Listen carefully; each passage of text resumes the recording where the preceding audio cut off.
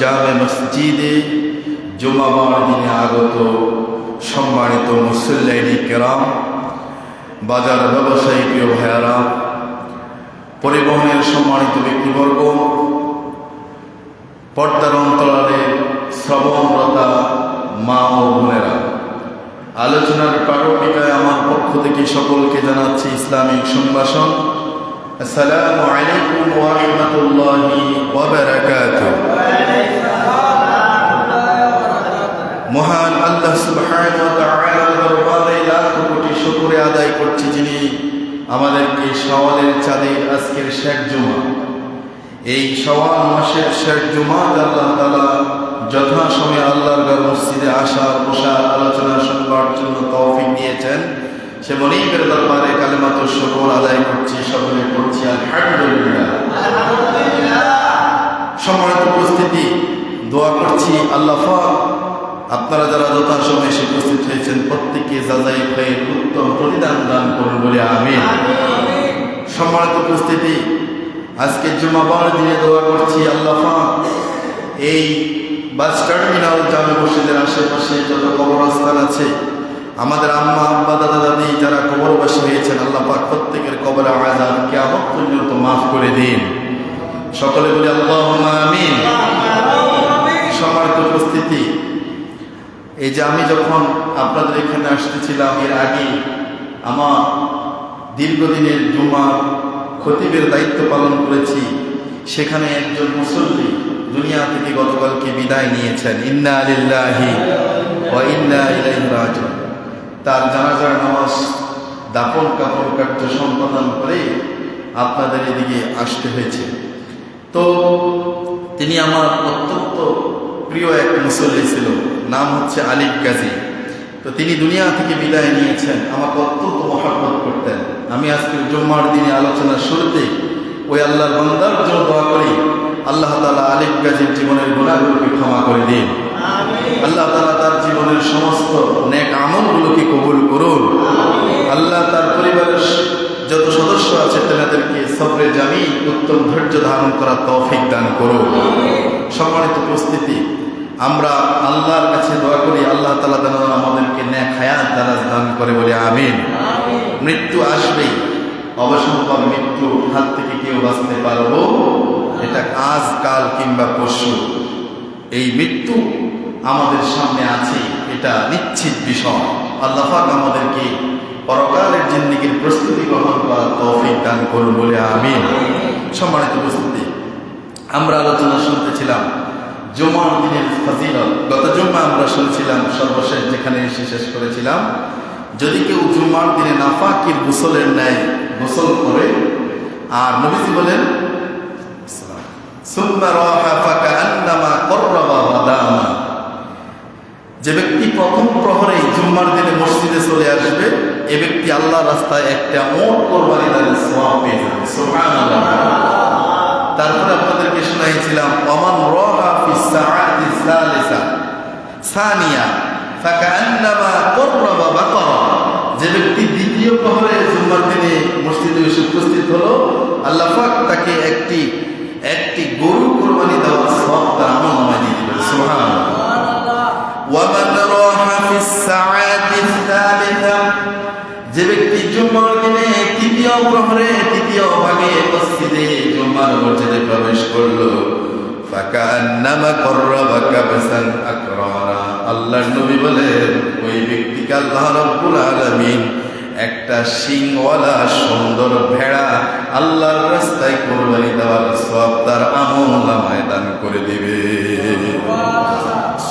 চতুর্থ পর্যায় হচ্ছে ওয়ামান রাহা ফিস সাআতির রাবিআ, চতুর্থ পর্যায়ে যে ব্যক্তি জুম্মার দিনে জুম্মার মসজিদে আগমন করলো, আল্লাহ রাব্বুল আলামিনের নবী বলেন ফাকান্নামা কররাবা দাজাজা, আল্লাহ পাক ওই ব্যক্তি আল্লাহর রাস্তায় একটা মুরগি দান করলে যে সওয়াব, সেই সমপরিমাণ সওয়াব ওই বান্দার আমলনামায় দান করে দিবে।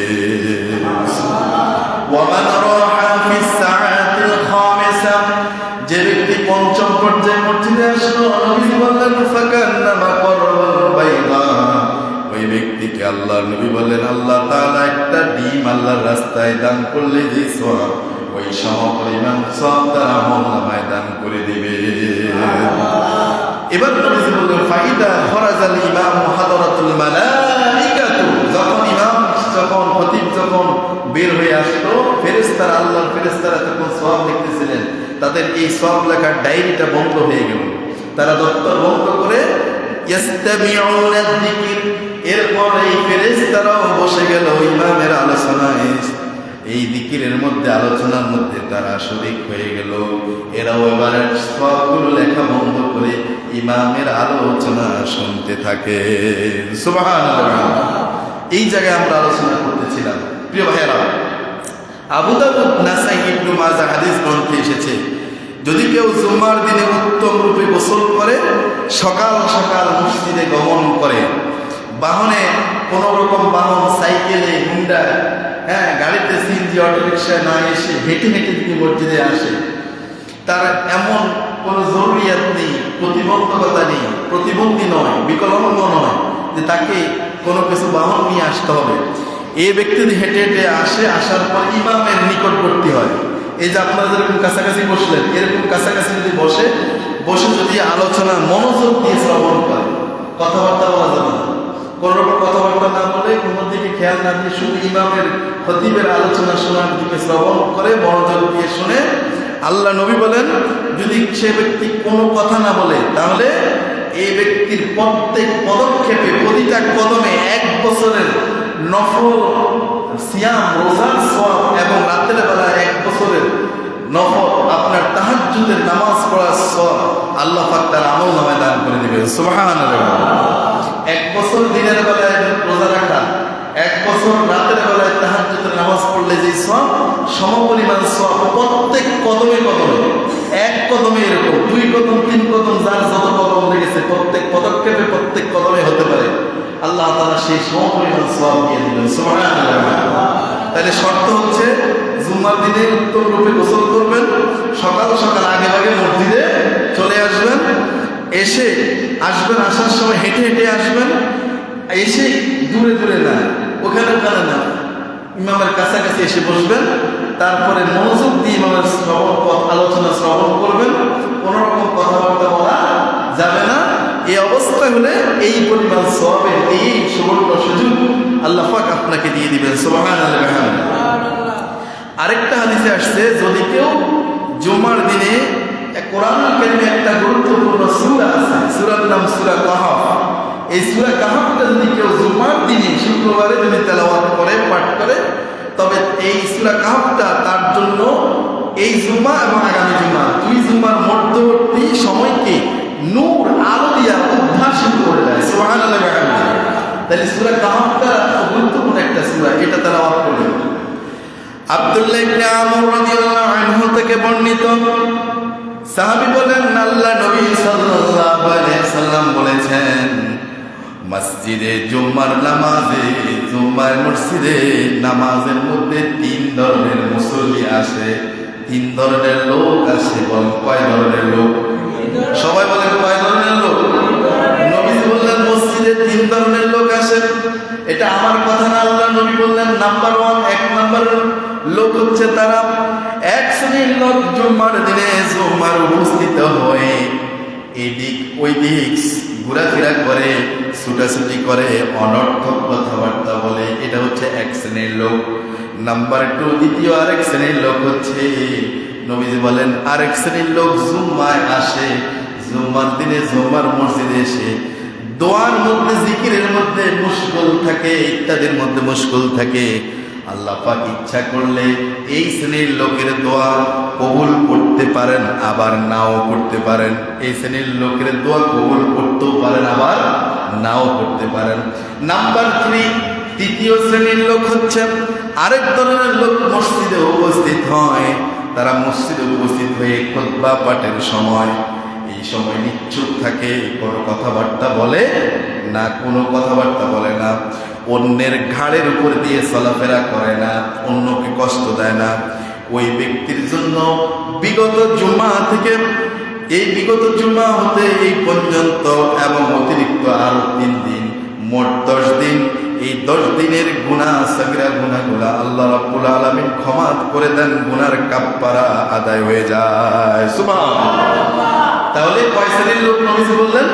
3 শ্রেণী। এক শ্রেণীর লোক মনোযোগ দেন, এরা মসজিদের উদ্দেশ্যে জুম্মার দিনের উদ্দেশ্যে ঘর থেকে বের হয়েছে, কিন্তু বের হয়েও বারান্দায় বসে কথাবার্তা বলে, তারপরে টার্মিনালে গিয়ে কথাবার্তা বলতেছে, আরেক জায়গায় অল্প করতেছে, আসতে কিন্তু বাড়িতে রওনা কিন্তু কি নামাজ পড়ার উদ্দেশ্যে, কিন্তু এসব মসজিদের ভিতরে আসে না, বসতে পারে না, আলোচনা শুনতে পারে না, কিন্তু এদিকে ছোটাছুটি করে গল্প করে। এই হলো এক শ্রেণীর লোক। আরেক শ্রেণীর লোক হচ্ছে ওনারা আসেন, এসে দেখা যায় যে ওনারা জিকির আজকার করেন, তাসবিহ তাহলিল করেন, ওনারা কি করেন, দেখা যায় যে ইবাদত বিভিন্ন ইবাদতে মশগুল থাকেন, কিন্তু এই যে তারা দোয়া করতেছে, এই দোয়া আল্লাহর কাছে কবুল হতেও পারে, নাও হতে পারে। কিন্তু আরেক শ্রেণীর লোক আছে, এরা অনেক দামি, এরা এসে এই নামাজ আদায় করলো, সুন্নাহ নামাজ পড়ে এরপরে ইমামের আলোচনায় মনোযোগী হয়ে গেল, এরপরে আর কোনো তাসবিহ জিকির আজকার নয়, ইমামের আলোচনা শুনতেছে, এরপর খুতবা শুনতেছে, এরপর এর ভিতরে কোনো কথাবার্তা বলে না, কাউকে কষ্ট দেয় না, কারোর ঘাড়ের উপর দিয়ে সামনের দিকে এসে যায় না। এই লোকগুলির কথা বলা হয়েছে যে এদের এই জুম্মা থেকে পরবর্তী জুম্মা, পূর্ববর্তী জুম্মা 7 দিন, অতিরিক্ত আরো 3 দিন, হইল কয় দিন? 10 দিন। এই 10 দিনের গুনার কাফারা হবে, ব্যক্তি যা গুনাহ করলো সগীরা গুনাহ আল্লাহ সব গুনাহ মাফ করে দিবে। সুবহানাল্লাহ। তাহলে আমরা এই কাতারে যেন পড়তে পারি, আল্লাহ তাআলা কবুল করুন, বলে আমিন। যে ব্যক্তি একটি নেকির কাজ করবে, বিনিময়ে তাকে 10 গুণ সওয়াব দিয়ে দেওয়া হবে। সুবহানাল্লাহ বলেন। আবু দাউদের হাদিসে আসছে, ইহদুরুন যিকরাল জুমআতা ওয়া দুনু মিনাল ইমাম ফাইন্নার রাজুলা লা ইয়াযালু ইয়াতাবাআদু হাত্তা ইউখারা ফিল জান্নাতি ওয়া ইন দাখালাহা। নবীজি সাল্লাল্লাহু আলাইহি সাল্লাম বলেছেন, তোমরা জুমায় উপস্থিত হবা, জুমার দিনে জুমাতে উপস্থিত হবা এবং ইমামের নিকটবর্তী হবা। ওয়াদনু মিনাল ইমাম, ইমামের কাছাকাছি থাকবা, খতিবের কাছাকাছি থাকবা। ফাইন্নার রাজুলা লা ইয়াযালু ইয়াতাবাআদু হাত্তা ইউখারা ফিল জান্নাহ। এরপরে যদি তোমরা নিয়মিত ইমাম থেকে যদি দূরে দূরে বসো, আছে না কিছু মুসল্লি ইমাম থেকে কি দূরে দূরে বসো, যিনি আলোচনা করেন ওনার থেকে দূরে দূরে বসে, আছে না? আছে। আল্লাহ রাসূল বললেন যারা দূরে দূরে বসে, দূরে দূরে থাকে, নবীজি বললেন এরা এরকম ভাবে দূরে দূরে থাকার কারণে জান্নাতে প্রবেশ করলেও আল্লাহ তাআলা তাকে জান্নাত থেকে দূরে রাখবেন, পশ্চাৎপথে পিছনের কাতারে রাখবেন। কোন কাতারে? জান্নাতেও এরা কোথায় রাখবে? সামনে না পিছনে? পিছনের দিকে। যারা জুম্মার দিন জুম্মা মসজিদে আসে দূরে দূরে থাকে, পিছিয়ে পিছিয়ে থাকে, কাছাকাছি বসতে চায় না। আল্লাহ রাসূল বলেন জান্নাতে ঢুকবে, তবে জান্নাতে তারা থাকবে কোন দিকে? পিছনে পিছনে থাকবে। তাহলে আমরা কি জান্নাতের সামনে অগ্রভাগে হতে চাই না? এই জন্য আমাদেরকে অগ্রভাগেই থাকতে হবে, সামনের দিকে থাকতে হবে, ইমামের কাছাকাছি থাকতে হবে। আল্লাহ তাআলা কবুল করুন, বলে আমিন। আরেকটা হাদিস বলে আজকে আলোচনা শেষ করছি। আবু দাউদের আরেকটা হাদিসে আসছে, যদি কেউ জুম্মার দিনে গোসল করে 5টা কাজ, বলুন কয়টা কাজ? বলেন সবাই, বলুন কয়টা কাজ? 1 নম্বর গোসল করে, এরপর 2 নম্বর তার স্ত্রীর নিকট থেকে সুগন্ধি নিয়ে যদি নিজের গায়ের মধ্যে সুগন্ধি লাগায়, জামায় সুগন্ধি লাগায়, পারফিউম, সেন্ট, আতর, আমার প্রিয় ভাইয়েরা, তারপর হচ্ছে ভালো পোশাক যদি পরিধান করে, মানুষের ঘাড়ের উপর দিয়ে যদি না যায়, কাউকে যদি কষ্ট না দেয়, এবং ওয়াজের সময় যদি কথা না বলে, এই হাদিসে নবী বললেন 2 জুমার মধ্যবর্তী সময়ের জন্য পাপের মার্জনা হয়ে যাবে। সুবহানাল্লাহ। এরপর বললে আর যদি কেউ কথা বলে মানুষের গাড়ের উপর দিয়ে যদি যায়, তবে তার এই জুম্মাটা জুম্মা আর থাকবে না, এটা জোহর হয়ে যাবে। এটা কি হয়ে যাবে? কথা বললেন, এটা কি হয়ে যাবে? জোহরের নামাজ হয়ে যাবে। জুম্মার নামাজ কি হবে? জোহরের নামাজ পরিগণিত হবে। অর্থাৎ জুম্মার কোনো জুম্মা পড়বে, জুম্মার কোনো সওয়াব আপনাকে দেওয়া হবে না। এই জন্য সাবধান। আল্লাহ তাআলা আমাদেরকে বুঝার তৌফিক দান করুন, বলে আমিন। কিছু মানুষের বদ খেসালত আছে, দেখবেন যে এই আদব, মসজিদের এই আদব, জুম্মার দিনের এই আদবগুলো রক্ষা করতে পারে না বা চায় না। এটা যে কারণেই হোক, এটা কিন্তু বড় মারাত্মক বিষয়, সাবধানতা অবলম্বন করা দরকার। ভাইয়েরা, আমরা জুম্মার গুরুত্ব, জুম্মার দিনের গুরুত্ব আমরা গত জুম্মা শুনলাম, আজকে শুনলাম, গত জুম্মা আংশিক শুনলাম, এবং পয়লা বৈশাখ নিয়ে কিছু কথা গত জুম্মায় বলেছিলাম। আজকে আমরা জুম্মার আলোচনা শেষ করলাম। আমরা এখন গুরুত্বপূর্ণ সময় উপযোগী একটা বিষয়ে আমরা কথা শুনতে চাই, বলি ইনশাআল্লাহ। সম্মানিত প্রিয় ভাইয়েরা, এখন কিন্তু খুব গরম কম না বেশি? কথা বললেন না, গরম কি কম না বেশি? এখানে ফ্যান চলতেছে, এসি চলতেছে, তাই হয়তো অনুভূত হয় না। বাইরে যান, দেখবেন গরম আছে না নাই? আছে।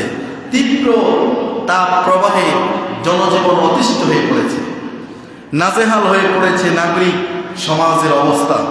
গরম অস্বস্তিতে হাঁসফাঁস করছে সাধারণ মানুষ। এরপর দেখা যায় অতি তাপের কারণে, তীব্র তাপ প্রবাহের কারণে হিটস্ট্রোক, তারপর জ্বর, সর্দি, ডায়রিয়া সহ বিভিন্ন রোগে, বিভিন্ন রোগ বালাইয়ের মধ্যে আক্রান্ত হচ্ছে শিশুরা, আক্রান্ত হচ্ছে বৃদ্ধরা। সব বয়সী কিছু না কিছু মানুষ আক্রান্ত হচ্ছে, তার ভিতরে শিশুরা এবং বৃদ্ধরা বেশি আক্রান্ত হচ্ছে। তীব্র তাপ প্রবাহের কারণে শরীরের ত্বক পুড়ে যাচ্ছে, চামড়া, ত্বক ক্ষতিগ্রস্ত হচ্ছে। এমন পরিস্থিতিতে আপনার তাপ প্রবাহ অব্যাহত থাকতে পারে। এজন্য এই আপনার যখন তীব্র তাপ প্রবাহ, যখন তাপ বাড়তেছে, তার উপরে লোডশেডিংও বাড়ছে, তাই না? লোডশেডিং যখন বাড়ছে তখন মানুষের জীবন আরো অতিষ্ঠ হয়ে উঠছে। দেখা যায় লোডশেডিংয়ের কারণে যেন মরার উপর খাড়ার গা শুরু হয়েছে। এখন এই অবস্থায় গরম নিয়ে আর এই অবস্থান নিয়ে আমরা আজকে আলোচনা শুনবো, বলি ইনশাআল্লাহ। গরম কোথা থেকে আসে আমরা একটু হিস্ট্রি জানি। এই গরমটা, এই যে আমার আপনার কাছে যে গরম লাগে, এসির নিচে আসলে, আপনার এসি রুমে ঢুকলে ভালোই লাগে, রুম থেকে বের হয়ে গেলে গরম লাগে, তারপর রাস্তাঘাটে যেখানে থাকি শুইতে গেলেও গরম লাগে, হ্যাঁ, কোথাও আপনার শান্তি পাওয়া যাচ্ছে না। এই যে তীব্র গরম, এই গরম কোথা থেকে আসে?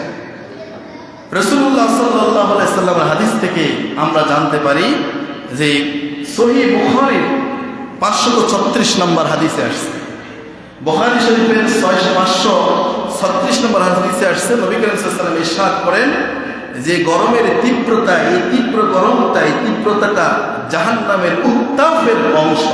নাউযুবিল্লাহ বলেন, এটা হচ্ছে জাহান্নামের উত্তাপের অংশ। অন্য হাদিসে রাসূল সাল্লাল্লাহু আলাইহি ওয়াসাল্লাম আরেকটা হাদিসে বর্ণনা করেছেন, জাহান্নাম তার রবের কাছে বলছিল, অভিযোগ করে বলতেছিল যে রব, আমার জাহান্নাম বলতেছিল যে আমার একটা অংশ আরেকটা অংশকে গিলে ফেলছে, একটা অংশ আরেকটা অংশকে খেয়ে ফেলতেছে। মহান আল্লাহ রাব্বুল আলামিন তখন জাহান্নামকে অনুমতি দিলেন যে তুমি দুইটা শ্বাস প্রশ্বাস ফেলো। কয়টা বলেন? কয়টা? দুইটা, একটা শ্বাস একটা প্রশ্বাস, দুইটা শ্বাস প্রশ্বাস ফেলার অনুমতি দিয়েছে। জাহান্নাম এই অনুমতি পেয়ে যা করলো, এর ফলশ্রুতিতে একটা হয়ে গেল শীতকাল, আরেকটা হয়ে গেল কি গ্রীষ্মকাল। বলেন, একটা হয়ে গেল কি কাল? শীতকাল, আরেকটা হয়ে গেল কি গ্রীষ্মকাল।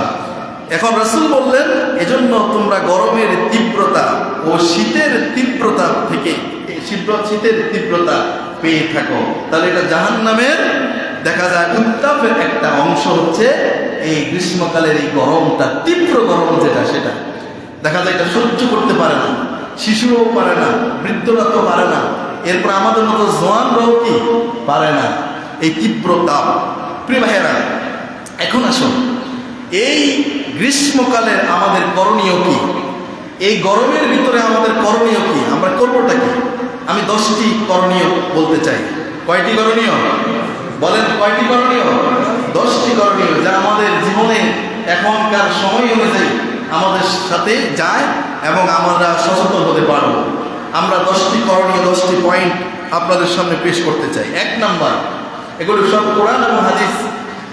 আমার প্রিয় ভাইয়েরা, 1 নম্বর হচ্ছে আমরা গ্রীষ্মকালে, গরমকালে বেশি বেশি ইস্তেগফার করব। বলেন, গরমকালে বেশি বেশি কি করব? ইস্তেগফার করব। বৃষ্টি হইতেছে না, কি একটা অবস্থা! অনাবৃষ্টি থেকে মুক্তির জন্য নিজেদের পাপ আছে না নাই? যারা বলেন নাই তাদের মনে পাপ নাই, তারা মনে নিষ্পাপ। কথা বলতে হবে, নিজেদের পাপ আছে না নাই? আছে। আমাদের আমাদের নিজেদের পাপের কথা স্মরণ করে আল্লাহর কাছে ক্ষমা প্রার্থনা করলে আল্লাহ তাআলা অজরে দ্বারায় জমিনে বৃষ্টি বর্ষণ করবেন, এই আশ্বাস দিয়েছেন। সুবহানাল্লাহ। আল্লাহ রাব্বুল আলামিন এই ব্যাপারে কোরআনুল কারীমের সূরা নূহের 10 এবং 11 নম্বর আয়াতে আল্লাহ রাব্বুল আলামিন কি বললেন শুনুন। আল্লাহ তাআলা বললেন, ফাকুলতু ইস্তাগফিরু রাব্বাকুম ইন্নাহু কানা গাফফারা ইউরসিলিস সামাআ আলাইকুম মিদরারা। আল্লাহু আকবার। আল্লাহ রাব্বুল আলামিন কোরআনুল কারীমের সূরা নূহের 10 এবং 11 নম্বর আয়াত তিনি বললেন, ফাকুলতু ইস্তাগফিরু রাব্বাকুম, যে আমি তাদেরকে বললাম তোমরা রবের ক্ষমা প্রার্থনা করো। কার ক্ষমা প্রার্থনা করো? কার কাছে? আল্লাহর কাছে ইস্তেগফার করো। ইন্নাহু কানা গাফফারা, তিনি হচ্ছেন অত্যন্ত ক্ষমাশীল। বলেন, তিনি অত্যন্ত কি? ক্ষমাশীল। গফফার কে? এত আস্তে বলেন, গফফার কে? আল্লাহ, তিনি ক্ষমাশীল। তার কাছে তোমরা ইস্তেগফার করো, ক্ষমা প্রার্থনা করো। এরপর আল্লাহ রাব্বুল আলামিন 11 নম্বর আয়াতে বললেন, ইউরসিলিস সামাআ আলাইকুম মিদরারা, তিনি আল্লাহ বললেন আমি তোমাদেরকে উপর থেকে আকাশ থেকে প্রচুর বৃষ্টি বর্ষণ করেছি, বৃষ্টি বর্ষণ করব। কে করবেন? বৃষ্টি বর্ষণ করবেন কে? তাইলে এখান থেকে বোঝা গেল ইস্তেগফার করেন, আল্লাহর কাছে ক্ষমা প্রার্থনা করেন, তিনি আসমান থেকে অজরে বৃষ্টি বর্ষণ করবেন। সুবহানাল্লাহ বলেন। আমার প্রিয় ভাইয়েরা, তাহলে আমরা 1 নম্বর করণীয়, 1 নম্বর দিক পেলাম, এই যে বেশি বেশি এই গ্রীষ্মকালে বেশি বেশি আল্লাহর কাছে কি করতে হবে? ইস্তেগফার, বেশি বেশি ইস্তেগফার করতে হবে। রাজি আছেন ইনশাআল্লাহ?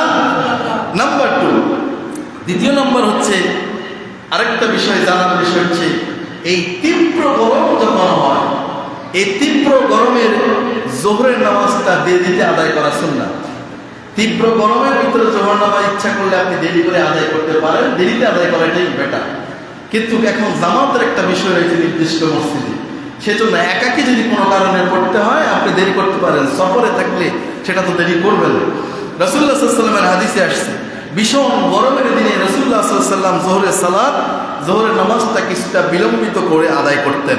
এজন্য গরম বেশি পড়লে জোহর নামাজ দেরিতে পড়া এটা হচ্ছে সুন্নাহ। আলহামদুলিল্লাহ বলেন, এটা হচ্ছে কি? সুন্নাহ। আবু যার গিফারী রাদিয়াল্লাহু আনহু তিনি বর্ণনা করেন, তিনি বলছেন যে একটা সফরে নবীর সাথে আল্লাহ রাসূল সাল্লাল্লাহু আলাইহি ওয়াসাল্লামের সঙ্গে আমরা ছিলাম, রাসূল সফরে ছিলেন। তখন এই দেখা গেল মুয়াজ্জিন যিনি ছিলেন, যিনি সফরের মধ্যে আযান দেওয়ার দায়িত্ব যিনি ছিলেন, সেই মুয়াজ্জিন জোহরের আযান দিতে চাইলেন। ওয়াক্ত চলে এসেছে, জোহরের নামাজের আযান দিতে চাইলেন, কিন্তু নবী সাল্লাল্লাহু আলাইহি ওয়াসাল্লাম বললেন তীব্র গরম কমতে দাও, তারপর আযান দাও। এরপর দেখা গেল কিছুক্ষণ পর তিনি আরো তখন আযান দিলেন না, মুয়াজ্জিন কিছুক্ষণ পরে আবার আযান দিতে চাইলেন। নবী সাল্লাল্লাহু আলাইহি ওয়াসাল্লাম পুনরায় বললেন, অপেক্ষা করো, গরম কমতে থাক, গরম কমতে দাও, তারপর আযান দাও।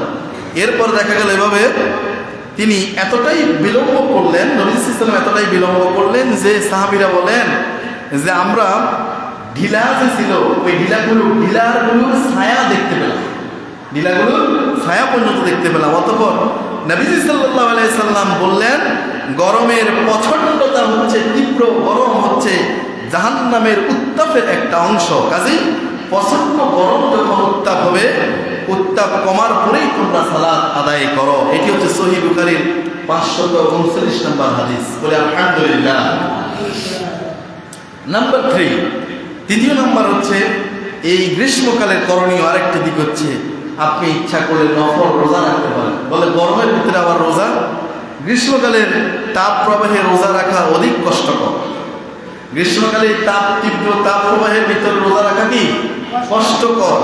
আর রোজার উদ্দেশ্যই হলো আত্মসংযম, যা কষ্টের মাধ্যমে এটা অনুভূত হয়। যত কষ্ট পাবেন, কষ্ট এক স্বীকার করবেন, এটার মাধ্যমে এটা কি হয়? আত্মসংযমটা অনুভূত হয়। সাহাবে কেরাম রাদিয়াল্লাহু আনহু অধিক সওয়াবের আশায় গ্রীষ্মকালে তারা রোজা রাখতেন।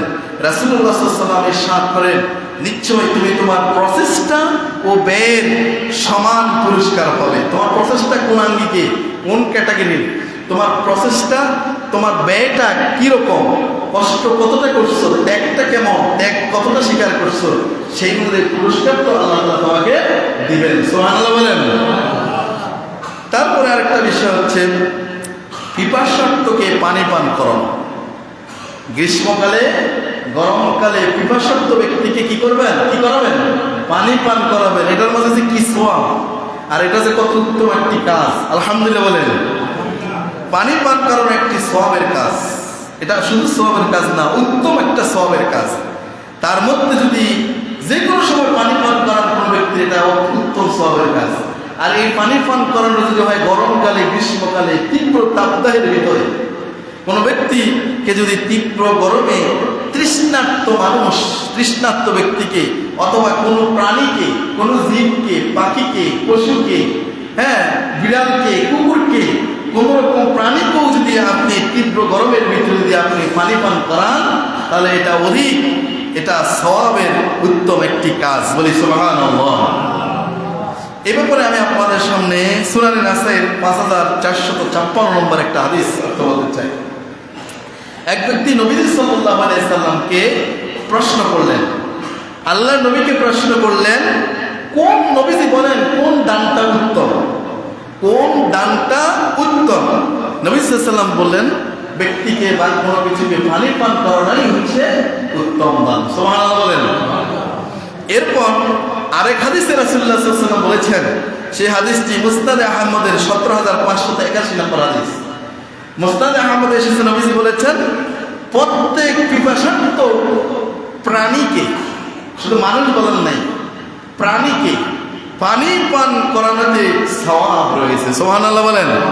তার মানে মানুষও প্রাণী, মানুষও জীব, প্রাণ আছে, প্রাণী সৃষ্টির অন্যান্য যেগুলি প্রাণ আছে সেগুলো প্রাণী। যে কোনো প্রাণী যার জীবন আছে, প্রাণ আছে, তার তো গরম লাগবে, তার তো পিপাসিত, পানি তৃষ্ণার্ত নিবারণ করতে পানি চায়। এরকম ব্যক্তিকে, এই পিপাসিত প্রাণীকে যদি আপনি, সে যেই হোক, যেটাই হোক, আপনি যদি পানি পান করান, এর মধ্যে অনেক সওয়াব রয়েছে। সুবহানাল্লাহ বলবেন না? নবীজি সুন্নাত এটা বটে, এটা নবীজির একটা সুন্নাত। তো দেখা যায় যে নবীজির এই সুন্নাতটা আরবদের মধ্যে বেশি প্রচলিত। আরবরা দেখবেন, যারা সেখানে গিয়েছেন তারা বলতে পারবেন যে সেখানে কোনো দোকানপাট অথবা অফিস আদালতে গেলেই, আপনি ঢুকলেই তারা আন্নার পরে কিছু দেখে একটা পানির বোতল কি দিয়ে দিবেন, পানির এক বোতল ঠান্ডা পানি আপনার হাতে তুলে দিলেন। আপনি দেখেন, তখন আপনি যদি পিপাসিত থাকেন আর গরম, প্রচন্ড গরম তখন হয়, সেই অবস্থায় আপনি যদি একটা বোতল পানি পান, তাহলে আপনার কাছে কেমন লাগবে? মনে হয় যে এটা আপনার কাছে এই মুহূর্তে সবচেয়ে বেশি দরকারি ছিল, এটা সেটাই আপনি পেয়ে গেছেন। তখন যে আপনার অনুভূতিটা কেমন, আপনি তখন মন থেকে দোয়া করবেন। আর আপনাকে যখন এই লোকটা পানি দিল, আপনি দোয়া করেন আর না করেন, লোকটা কিন্তু ওই পরিমাণ সবটা আল্লাহর পক্ষ থেকে তার আমলনামায় যোগ হয়ে গেল, পেয়ে গেল। সুবহানাল্লাহ। প্রিয় ভাইয়েরা, অনেককে আবার দেখা যায় তীব্র গরমের সময় রাস্তায় দাঁড়িয়ে পথচারীদের মধ্যে ঠান্ডা পানির বোতল বিতরণ করতে দেখা যায়। আলহামদুলিল্লাহ বলেন। এরপরে নবী সাল্লাল্লাহু আলাইহি ওয়াসাল্লাম বললেন, কেউ যদি পানি চাইতে চায়, পানি চাইলে তা দিতে কখনো অস্বীকৃতি জানাবে না, কখনো অস্বীকৃতি জানাতে তিনি বারণ করেছেন। আপনার কাছে কেউ যদি একটু পানি চায়, আপনার কাছে পানি আছে, আপনি পানি দিয়ে দিবেন। পানি না দিতে অস্বীকৃতি বারণ করতে নিষেধ করেছেন নবী সাল্লাল্লাহু আলাইহি ওয়াসাল্লাম। আলহামদুলিল্লাহ বলেন। আম্মা জান আয়েশা রাদিয়াল্লাহু আনহা হতে বর্ণিত, তিনি বলেন, তিনি একবার বলেন যে ইয়া রাসূলুল্লাহ সাল্লাল্লাহু আলাইহি ওয়াসাল্লাম, আল্লাহ নবীকে বললেন যে আল্লাহ রাসূল, এমন কি জিনিস আছে, এমন কোন জিনিস আছে যা সংগ্রহ করতে বাধা দেওয়া যাবে না, যেটা সংগ্রহ করতে বাধা দেওয়া যাবে না, বারণ করা যাবে না, বাধা দেওয়া যাবে না। নবী সাল্লাল্লাহু আলাইহি ওয়াসাল্লাম বললেন, তিনটা জিনিসের কথা বললেন। বলেন কয়টা? সবাই বলেন কয়টা? পানি, আগুন, লবণ। কয়টা বললাম? তিনটা। নবীজি বললেন পানি, লবণ আর হচ্ছে আগুন। আয়েশা, আম্মা জান আয়েশা সিদ্দিকা রাদিয়াল্লাহু আনহা বললেন, ইয়া রাসূলুল্লাহ, বুঝতে পারলাম তো যে পানি সম্পর্কে অনেক হাদিস আছে, পানি সম্পর্কে আপনার অনেক বক্তব্য আছে, পানি গুরুত্বপূর্ণ মানুষের জন্য, প্রাণীর জন্য, এটা তো আমরা জানলাম, কিন্তু লবণ আগুনের ব্যাপারে কেন বাধা দেওয়া যাবে না, এটা তো বুঝলাম না। লবণ আর আগুনের ব্যাপারে কেন বাধা দেওয়া যাবে না এটা বুঝতে পারলাম। তখন নবী সাল্লাল্লাহু আলাইহি ওয়াসাল্লাম বললেন, হে হুমায়রা, রাসূল আয়েশাকে আদর করে বলতেন, হুমায়রা, হুমায়রা শুনো, যে ব্যক্তি কাউকে আগুন দান করলো, কি দান করলো? আগুন দান করলো, সে যেন ওই ব্যক্তি আগুন দিয়ে যে রান্না বান্না করলো, এই আগুন দিয়ে রান্না বান্না করার যাবতীয় খাদ্যই যেন এই ব্যক্তি দান করলো। সুবহানাল্লাহ ওয়া বিহামদিহি। তার কাছ থেকে আগুন নিয়ে যে রান্না বান্না করলো, যা বাক্সা করলো, তরি তরকারি ভাত যা কিছু রান্না হলো, লোকটা যেন এই ব্যক্তি আগুন দিল না, মনে হয় যেন এই আগুন দ্বারা যা রান্না হলো, রান্নার সব খাদ্যদ্রব্যই এই ব্যক্তি দান করে দিল। সুবহানাল্লাহ ওয়া বিহামদিহি। আগুন না হলে রান্না হবে? কথা বলেন, আগুন না হলে রান্না হবে? এরপরে বললেন যে লবণের কথা বললেন, যে ব্যক্তি লবণ দান করলো, নবীজি বললেন ওই লবণের খাদ্য যতটা সুস্বাদু হয়েছে, নবীজি বললেন এই সুস্বাদু যেন ওই যে ব্যক্তি লবণ দিল, খাদ্যের সুস্বাদুটা যেন দান করা সবটা এই ব্যক্তি পেয়ে গেল। সুবহানাল্লাহ। লবণ ছাড়া খাদ্য খাবার কেমন লাগবে? খুব সুস্বাদু, তাই না? কথা বললেন না যে লবণ ছাড়া খাবার পাক হয়েছে, খুব সুস্বাদু। লবণ লাগবে কি লাগবে না? লাগবে। লবণ দিলেই তো খাবারটা কি হবে? সুস্বাদু হবে। লবণ ছাড়া খাবার কি সুস্বাদু হয়? তাইলে আগুন, লবণ, পানি। এবার পানির কথা বললেন নবী সাল্লাল্লাহু আলাইহি ওয়াসাল্লাম। দেখেন, খেয়াল করেন, মনোযোগ দেন। যে ব্যক্তি কোনো মুসলমানকে, নবী বললেন, যে ব্যক্তি কোনো মুসলমানকে এমন স্থানে পানি পান করালো যেখানে এই পানি পাওয়াটা সহজলভ্য। সহজলভ্য বুঝছেন? মানে এখানে পানি পাওয়া যায়, পানিটা পাওয়া কঠিন না, কিন্তু একটা লোককে আপনি পানি দিলেন, সেই ইচ্ছা করলে আরেক জায়গায় পানি খেতে পারবে, আরেকটা কল আছে, কল থেকে পানি খেতে পারবে, এখানে পাওয়া যায় পানি, সহজলভ্য বিষয়। কিন্তু আপনি তাকে পানি পান করলেন, নবীজি সাল্লাল্লাহু আলাইহি ওয়াসাল্লাম বললেন আপনি যেন এই একটা গোলামকে দাসত্ব মুক্ত করানো এই সবটা পেয়ে গেলেন। সুবহানাল্লাহ ওয়া বিহামদিহি। এটা হচ্ছে পানি পাওয়া সহজলভ্য বিষয়ের জায়গার কথা। এবার আসেন, নবীজি বললেন যে ব্যক্তি কোনো মুসলমানকে এমন স্থানে পানি পান করালো যেখানে পানি পাওয়াটা দুষ্প্রাপ্য, মানে পানি পাওয়াটা কঠিন, কষ্টকর, এমন স্থানে আপনি এক মুসলমান ভাইকে পানি পান করলেন, নবী সাল্লাল্লাহু আলাইহি ওয়াসাল্লাম বলেন এই ব্যক্তি যেন ওই লোকটাকে নতুন একটা জীবন দান করলো। সুবহানাল্লাহ ওয়া বিহামদিহি। তাহলে আপনি দুষ্প্রাপ্য, পাওয়া যায় না পানি, এমন স্থানে কাউকে পানি দিলেন, এক গ্লাস পানি দিয়ে দিলেন, আপনি তো তার নতুন একটা জীবন কি করলেন? দান করলেন, এই সব পেয়ে গেলেন। আর যেখানে পানি সহজলভ্য, আপনি একটা দাস মুক্ত করার সব পেয়ে গেলেন। সুবহানাল্লাহ ওয়া বিহামদিহি। এটি ইবনে মাজাহ 2474 নম্বর হাদিস। তাহলে এবার আসেন, আমি বললাম 10টি করণীয়, 10টি বিষয়, 4টি বিষয় মাত্র গেল। নাম্বার 5 নম্বর হচ্ছে গ্রীষ্মকালে করণীয় হচ্ছে বৃক্ষরোপণ। কি রোপণ? সবাই কথা বললেন না, কি রোপণ? বৃক্ষরোপণ। গ্রীষ্মের তাপ প্রবাহ, তীব্র তাপ প্রবাহ থেকে বাঁচতে বৃক্ষের ছায়ার দরকার আছে না নাই? সবাই বলেন, বৃক্ষের ছায়ার দরকার আছে না নাই? বৃক্ষের রোপণ মুহাম্মদ সাল্লাল্লাহু আলাইহি সাল্লামের একটি সুন্নত বটে। আলহামদুলিল্লাহ বলেন, এটা নবীজির একটা সুন্নত বটে।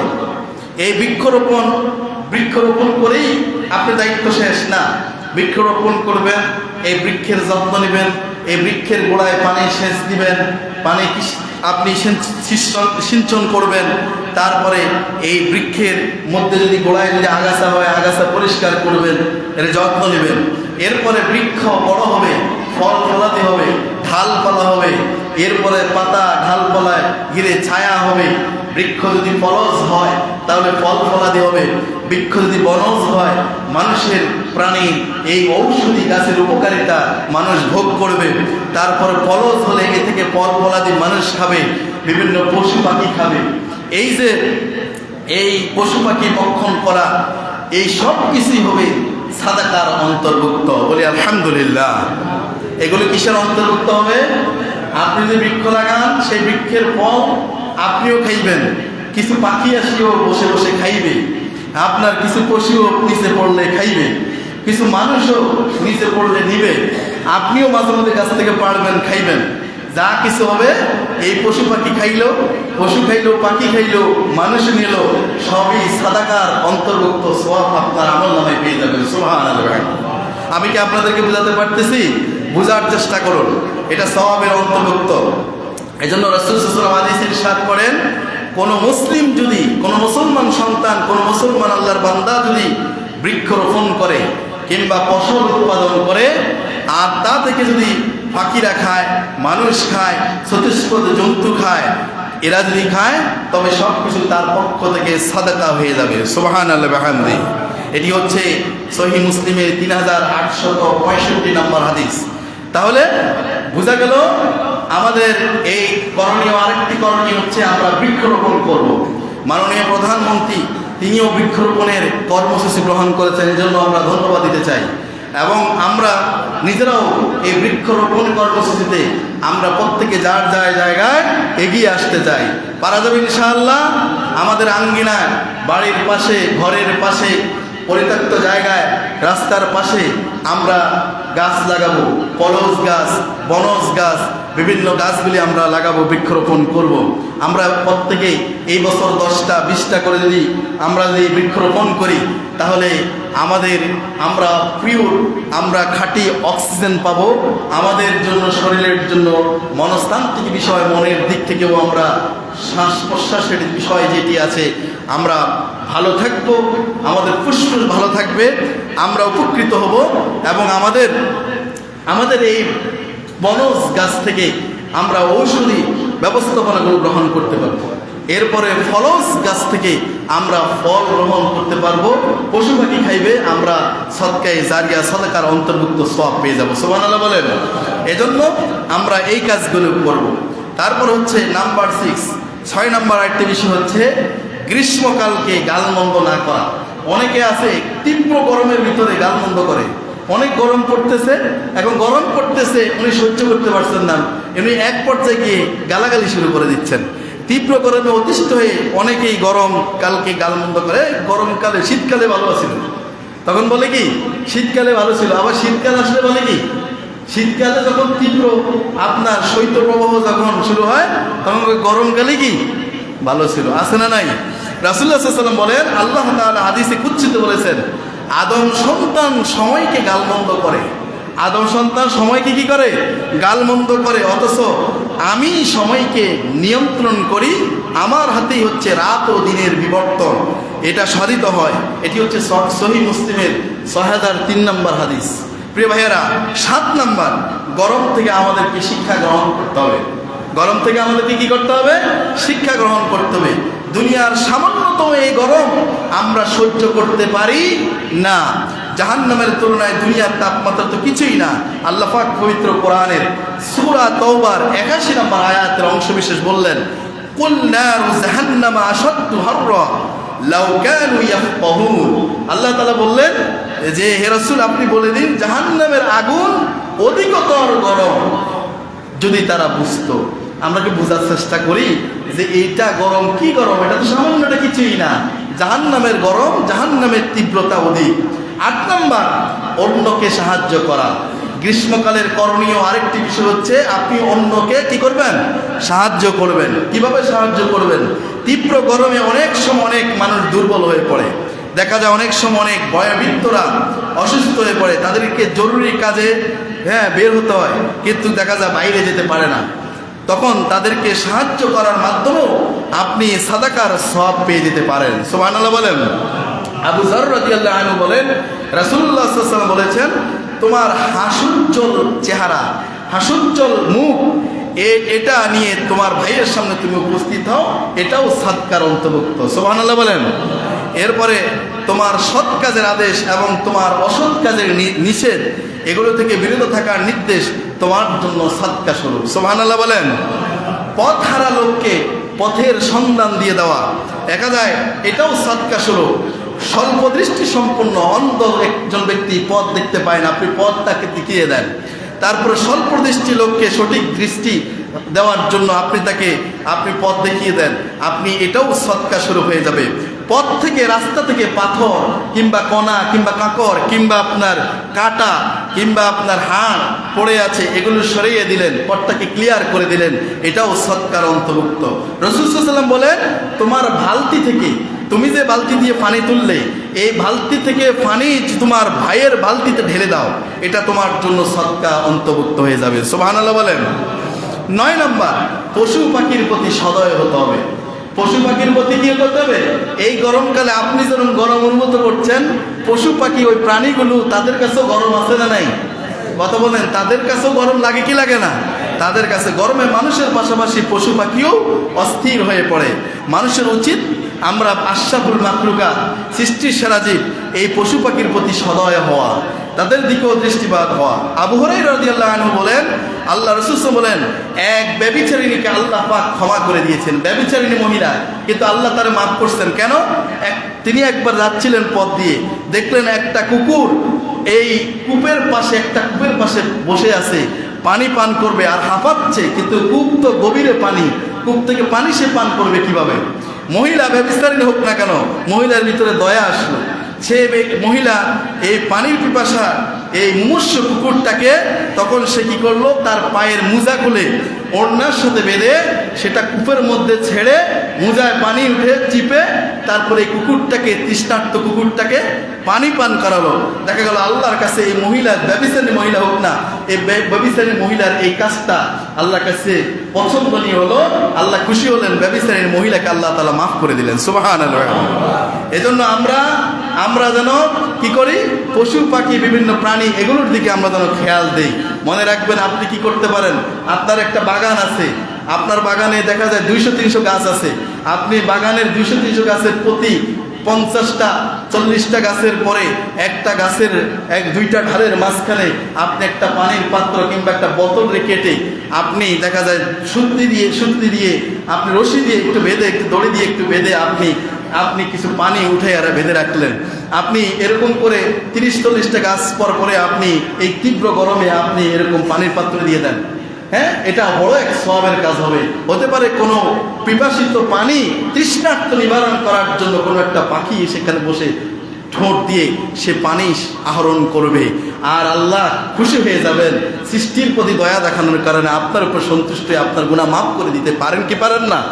পারেন। এজন্য আপনারা এই কাজগুলো করতে পারেন। অবসর সময় আছে, আপনারা এদিকে খেয়াল দেন। সর্বশেষ বিষয়টা বলেই শেষ করছি। 10 নম্বর যে করণীয়, সেটা হচ্ছে তীব্র গরমে একটা দোয়া আপনারা পড়তে পারেন। নবী সাল্লাল্লাহু আলাইহি ওয়াসাল্লাম সে দোয়া পড়েছেন। প্রখ্যাত সাহাবী জাবির ইবনে আব্দুল্লাহ রাদিয়াল্লাহু আনহু বলেন যে বৃষ্টি না হওয়ায়, প্রচণ্ড গরম পড়ায়, তীব্র গরমে একদিন নবী সাল্লাল্লাহু আলাইহি সাল্লামের কাছে কিছু লোকেরা এসে উপস্থিত হয়ে গেল। আল্লাহর কাছে এসে বলল, আল্লাহর নবীর কাছে এসে বলল, ইয়া নবী সাল্লাল্লাহু আলাইহি সাল্লাম, গরমের তীব্রতায় এই ব্যক্তিরা, এই লোকেরা কাঁদতেছিল। তারা বলল, ইয়া রাসূলুল্লাহ, আমরা তীব্র গরমে আর সহ্য করতে পারছি না। রাসূলুল্লাহ সাল্লাল্লাহু আলাইহি ওয়াসাল্লাম তাদের জন্য আল্লাহর কাছে দোয়া করলেন। তাদের জন্য আল্লাহর কাছে কি করলেন? দোয়া করলেন। নবীজি বললেন, আল্লাহুম্মা আসকিনা গাইসান মুগীসান মারিয়ান নাফিয়ান গায়রা দাররিন আযিলান গায়রা আযালিন। নবীজি বললেন যে আল্লাহ, আমাদেরকে আপনি বিলম্বে নয় বরং তাড়াতাড়ি ক্ষতিমুক্ত, কল্যাণময়, তৃপ্তিদায়ক, সজীবতাদায়ক, দানকারী মুসুল দ্বারায় বৃষ্টি আপনি বর্ষণ করেন। নবীজি দোয়া করলেন। বর্ণনাকারী বলেন, এরপর তাদের উপর আকাশটা মেঘাচ্ছন্ন হয়ে যায়, অর্থাৎ এরপরে বৃষ্টি আসমান থেকে বৃষ্টি নাজিল হয়ে যায়, বর্ষিত হয়। সুবহানাল্লাহ বিহামদিহি। এজন্য আসুন, এই আজকে আলোচনা করলাম, জুমার আলোচনা গুরুত্ব শেষ করেই আমরা আজকে আলোচনা পেশ করলাম যে এই তীব্র গরমে গ্রীষ্মকালের করণীয় 10টি করণীয়ের কথা বললাম। আল্লাহ তাআলা আমাদেরকে আমল করার তৌফিক দান করুন বলে আমিন। আমা তৌফিক ইল্লা বিল্লাহ। ওয়াসসালামু আলাইকুম ওয়া রাহমাতুল্লাহি ওয়া বারাকাতুহু।